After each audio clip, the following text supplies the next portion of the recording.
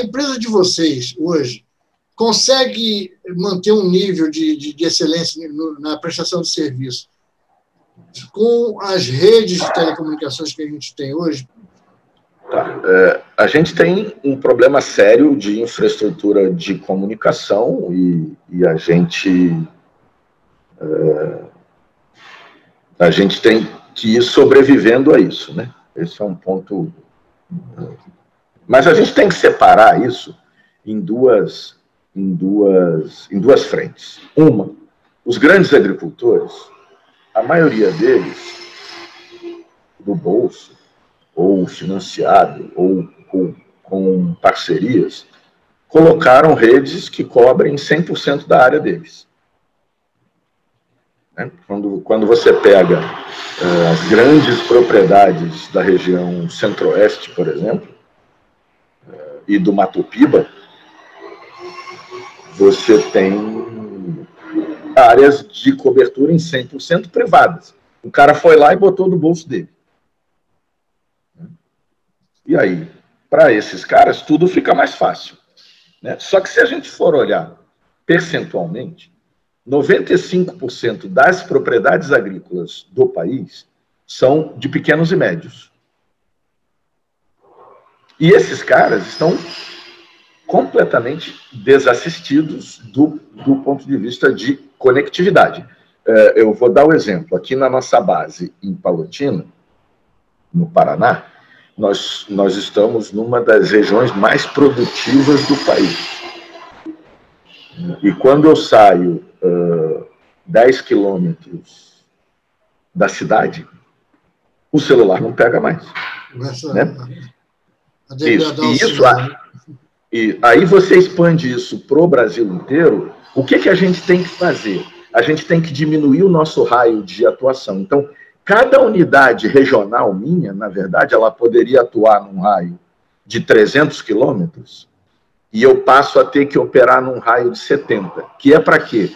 Para dar tempo de eu ir lá na propriedade, monitorar, voltar para a base e transmitir. Chegar onde eu tenha comunicação para subir essas informações do monitoramento. Então, assim, a gente tem que conviver com esse problema e que, na minha opinião, é assim, né, o que eu vou falar aqui é a minha opinião. Era uma coisa fácil de resolver. Fácil mesmo. Né? Então, a gente está tendo agora o leilão de licitação do 5G. É isso? Uhum. Escreve lá no edital de licitação o seguinte, olha, quem quiser operar 5G vai ter que disponibilizar tanto de área de 4G na área rural. É condição para você operar o 5G. Aí, outro dia eu estava num evento e eu ouvi um cara falar, quando eu falei isso, né? O cara falou assim, não, mas aí as empresas não vão aceitar. Eu falei, rapaz, não esqueça do leilão de licitação de celular há uns 10 anos atrás, que eles tinham uma obrigação de botar orelhão em todo o país e manter esses orelhões. E os caras fizeram isso. Você dilui a conta, né? E obriga em licitação que, olha, eu quero operar 5G em Curitiba, Ponta Grossa, Londrina e Maringá, e Cascavel, as 5 maiores do Paraná. Ok? Então, você vai ser obrigado a operar 4G no resto do Paraná inteiro, nas áreas rurais. Marcos, você sabe que o que você está dizendo, quer dizer, eu venho me debatendo aqui, há 3 anos, pelo menos, existe um satélite na órbita terrestre aqui em cima do Brasil, queimando combustível e com baixíssima aplicação de política pública. Está servindo lá, uma banda dele serve para uso militar, essa funciona, e tem uma outra banda que o governo não conseguiu ainda definir uma política pública de conectividade. Eu vivo criticando, e não é só este governo, né? Isso já vem de outros governos. Isso, né? Isso é histórico. Né? Isso é histórico. Mas eu digo assim, né, imagina que é o meu pensamento, tá? Eu verdadeiramente acho que esse tipo de investimento ele tem que ser feito em editais de licitação. Olha, você quer operar o 5G, meu filho? Você se vira como se virou com o orelhão e você vai botar 4G na área rural. Né? E os caras vão pôr isso na planilha de custo lá e vão fazer, porque ninguém é besta de ficar de fora do 5G, que é o que vai dar dinheiro. Né? Então, você fazer infraestrutura com recursos privados, mas usando mecanismos legais de você fazer isso acontecer. Né? E nós temos uma outra ação ainda de satélite, que deve ser lançado aí na próxima década, né? Essa rede de órbita baixa de microsatélites, que justamente é para cobrir 100% do território nacional. Eles vão ficar estacionados em cima do Brasil, formando uma rede, e cada um deles sendo um nó dessa rede e a gente podendo aí ter comunicação em 100%. O problema é que isso era um projeto para o início da década passada, e pelo que a gente está vendo, vai levar essa década ainda e isso não vai acontecer. Como tudo que é investimento público. Né? Nós somos extremamente incompetentes quando se trata de fazer alguma coisa com dinheiro público. De obra de infraestrutura, estou falando aqui, tá? Então, nós temos grandes técnicos aqui na área dos ministérios aqui, né, mas que não pegaram assim, não deram uma chegadinha aí no Paraná e deram uma andada com você para conhecer a realidade local. É um pessoal de gabinete que sabe da dificuldade, mas ele não... Eu gostaria que eles trabalhassem um mês com vocês para sentir como é que é isso, de você fazer a coleta de um dado e ter que sair dali, se deslocar para achar um lugar onde tenha ponto de acesso à internet para poder transmitir o dado. E veja, eu aumento o meu custo de produção em função disso, né? Então, assim, eu tenho que cobrar o serviço mais caro lá na ponta ou diminuir a minha margem para driblar um problema de infraestrutura. Isso é um negócio inaceitável, né? Quando você exige produtividade, né, no setor agrícola, o cara acha assim, não, eu tenho que melhorar a plantação. Ele tem que melhorar até os serviços correlatos que vão chegar a esse objetivo final, que é o teu caso. Quer dizer. Uma das coisas é assim, né, a gente até 2050, a gente vai ter que aumentar em 50% a produção de alimentos.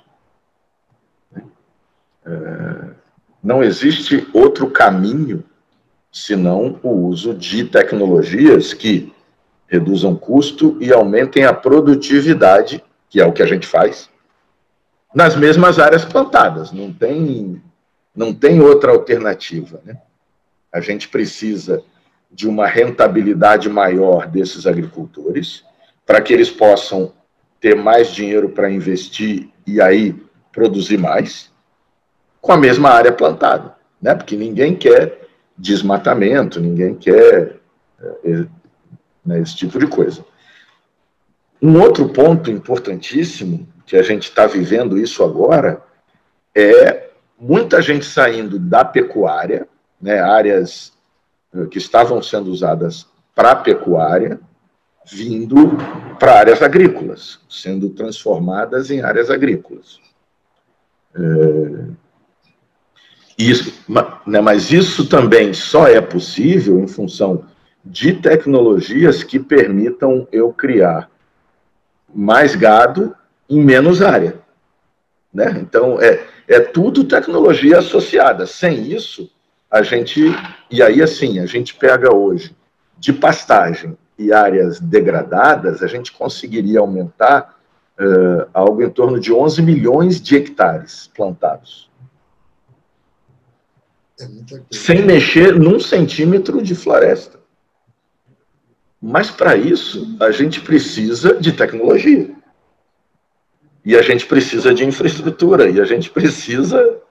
Né? Quando você olha para o centro-oeste, aqui no sul não, cara. Aqui a gente vive... tem asfalto até quase na beira da fazenda do cara. Os municípios cuidam disso com... Se não é asfalto, é pedra irregular, mas a gente tem uma infraestrutura de estradas e de escoamento aqui no sul infinitamente maior ou melhor do que a gente está falando do centro-oeste e do Mato Piba. Né? E aqui eu não estou, assim, eu estou referenciando os polos produtivos, né? Que a gente pega região sul, sudeste, centro-oeste e Mato Piba, que é onde se produz alimento efetivamente e aonde tem a maioria dessas áreas degradadas ou de pastagem que podem virar áreas agriculturáveis. Né? Então, a gente não está abrindo a mão da proteína que tem que ser produzida e tem um mercado gigantesco. Mas é a gente ter novas tecnologias que permitam eu produzir, em vez de ser 1 boi por hectare, eu vou ter lá 10 bois por hectare. Isso só vem, ou tudo em confino, né? Isso só vem com tecnologia, não tem jeito. Agora, Marcos, me diz uma coisa, você tem esperança de usar na empresa o 5G, potencializar o teu serviço com o 5G, diante de um cenário desse, de falta de infraestrutura?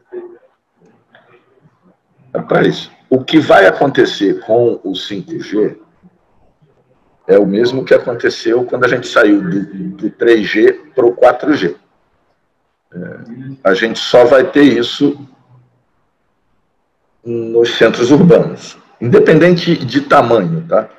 Então, assim, mas eu vou ter uma área de atuação que cobre o centro urbano, seja no interior ou nas capitais, mas só as cidades.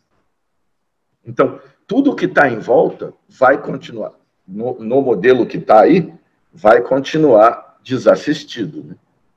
E eu não consigo conceber, cara, assim, porque, cara, eu não sou nenhum gênio, nenhum prêmio Nobel, não, sabe? Assim, só que é uma coisa tão básica dos negócios que eu não consigo conceber que alguém, seja político, seja técnico, seja... que o cara não imagine, e tendo um exemplo, né, se olhar para trás, um exemplo muito bem sucedido de colocar isso nos editais e criar uma infraestrutura que, para a época, era necessária. Tinha um monte de gente que só conseguia falar por orelhão. Então, você precisava viabilizar, há 20 anos atrás, 25 anos atrás, isso era uma realidade. Então, o edital, ele previu isso, né? Olha, vamos suprir uma necessidade de infraestrutura sem botar um tostão do dinheiro público e efetivamente fazendo funcionar. Eu não consigo conceber que esses caras não tenham, pelo menos, aventado essa possibilidade.